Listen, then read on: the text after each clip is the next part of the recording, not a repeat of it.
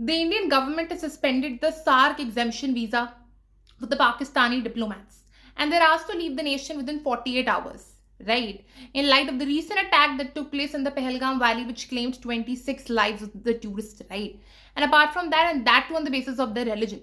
So, in this particular video, we are going to understand about the SARC exemption visa. We are going to understand about the SARC exemption policy. Everything related to SARC, we are going to understand in this particular video, which would be critical for your entrance exams, for competitive exams. For CLAT, it's important. For other law entrance exams, for CBT, it's important. It's very close by. MHCT is also very close. All those preparing for SSC, banking, railway, UPSC, for everyone, this video is critical for you. So when we talk about SARC, it's basically an organization that deals with South Asia. ठीक है, उसका full form है पहले, that is South Asian Association of Regional Cooperation. ठीक है, 1985 के 8th दिसंबर में it was formed, right, way back in Dhaka. ठीक है, which is the capital of Bangladesh. Now, इसका जो हेडक्वार्टर है that is there at Kathmandu, Nepal, जो काठमांडू ऑफ कोर्स नेपाल की कैपिटल है. देखो, रीजनल ऑर्गेनाइजेशंस बनती क्यों हैं?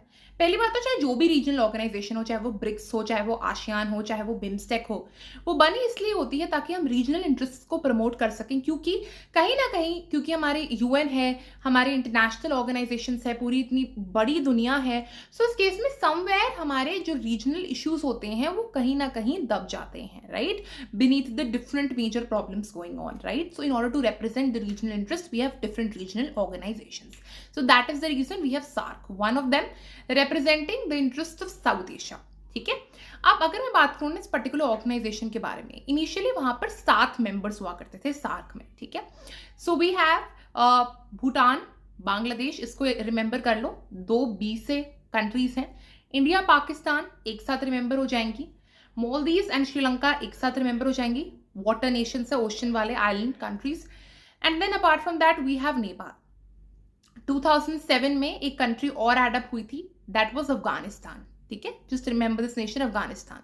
ठीक है, तब जाकर हमारे ये 8 मेंबर बॉडी बन गया था टोटली. ठीक है, अब अगर मैं बात करूं ना कि इसकी जब भी आपके पास क्वेश्चन आए एग्जाम में कि सार्क की लास्ट समिट कब हुई थी, जो सार्क की लास्ट समिट थी ना वो 18 समिट थी जो हुई थी 2004 में काठमांडू में successfully.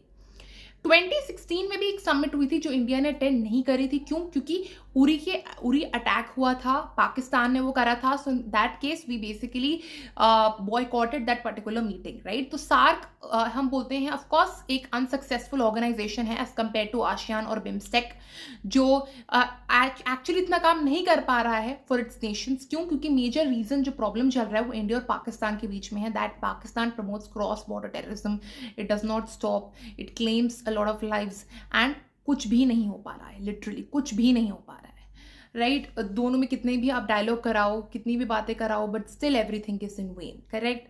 So if you talk about SAARC exemption visa क्या है, बेसिकली क्या है, ये जो पर्टिकुलर वीजा है ना, ये 1988 में इसकी बातचीत चली थी जब 4th सार्क मीटिंग हुई थी इस्लामाबाद में. ठीक है, अब ये जो पर्टिकुलर पॉलिसी थी ना सार्क एग्जेम्पशन वीजा, ये 1992 में आई थी. ठीक है, इसका क्या होता है, मेजर ऑब्जेक्टिव क्या है कि यार जो तुम्हारे लोग हैं ना नेशन से रिलेटेड, उनको एक 1 ईयर का वीजा प्रोवाइड करा जाए. ठीक है, दैट टू फ्री वीजा किसी भी सार्क कंट्री के जाने में. ठीक है, for example I am a very important person of the government, 24 categories हैं लोगों के जिनको ये वीजा मिल जाता है. ठीक है, कुड बी हाई कोर्ट जज, कुड बी सुप्रीम कोर्ट जजेस, could be very important persons with in the government, उन लोगों को मिलता है. पूरी लिस्ट है, right, even sports person.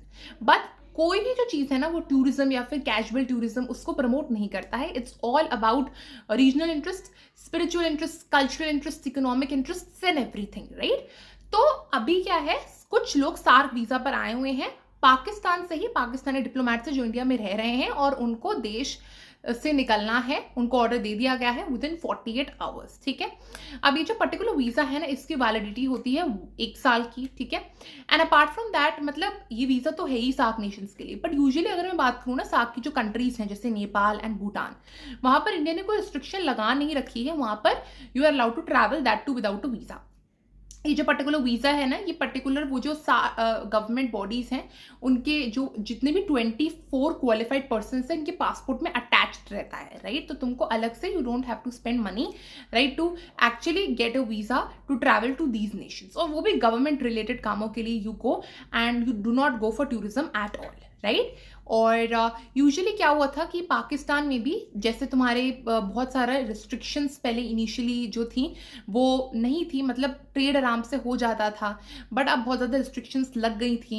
In fact जब अटैक हुआ था उरी वाला, तब भी बहुत रिस्ट्रिक्शंस आ गई थी, बिजनेसेस पर रिस्ट्रिक्शंस आ गई थी 3 सालों के लिए, ठीक है? So I think that I have covered everything regarding SAARC, right, as an organization that's very critical for you.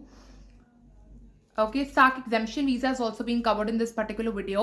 So I understand that the attack was so grievous and that should not have been happened, despite the fact in March, April around, a lot many I would say meetings were held by our armies, by our governments, right?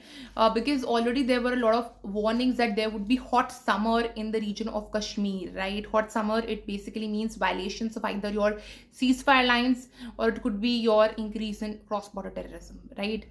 And this particular decision has been taken by the Cabinet Committee of Security, which is a highest apex decision making body of the country. You need to remember this. And this was still this video. Do like, share, comment, and subscribe to my YouTube channel. If you are someone who is also struggling with analytical reasoning, I have already started with a series of analytical reasoning on my YouTube channel.